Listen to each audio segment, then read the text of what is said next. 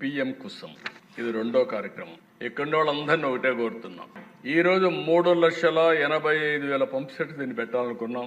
కేంద్రం యాక్సెప్ట్ చేసింది 2 మోడల్స్. ఇక్కడ రైతులే మీటర్ పెట్టుకొని 7.5 HP వాళ్ళు పవర్ పెట్టుకుంటే సోలార్ పెట్టుకుంటే ఒక్క పైసా వాళ్ళు ఇవ్వాల్సిన పని లేదు.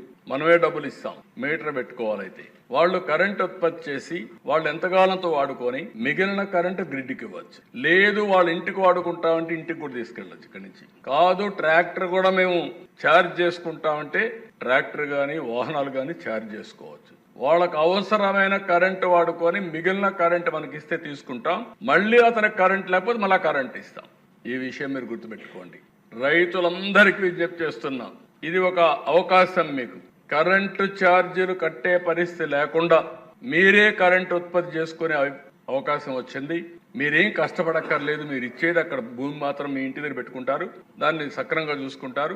ఆ తర్వాత మేము ఎప్పటికప్పుడు మెయింటెనెన్స్ అంతా కూడా కాంట్రాక్ట్ ఇస్తాం. వాళ్లే చేస్తారు. ఎప్పటికప్పుడు స్వాపింగ్ ద్వారా మీకు కరెంట్ అవసరత ఇస్తాం. మీ దగ్గర నుండి తిరిగి ఇస్తా ఉంటారు.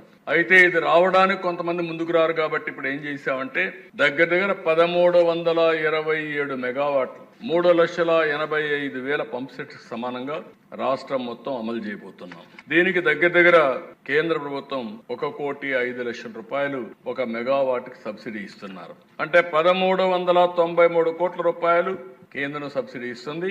మిగిలింది టెండర్ పిలుస్తున్నాం. ప్రైవేట్ పార్టీస్ ని పిలుస్తున్నాం. ఈరోజు ఏపీ ఈపీడీసీఎల్ కింద 220 మెగావాట్లు ఫ్లోట్ చేస్తున్నాం.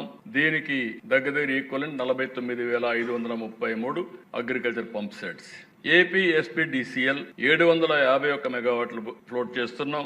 దీనికి 1,67,452 agriculture pump sets equal. AP CPDCL 356 megawatts promote చేస్తున్నాం. 1,68,999 అగ్రికల్చర్ పంప్ సెట్స్ కి ఈక్వల్.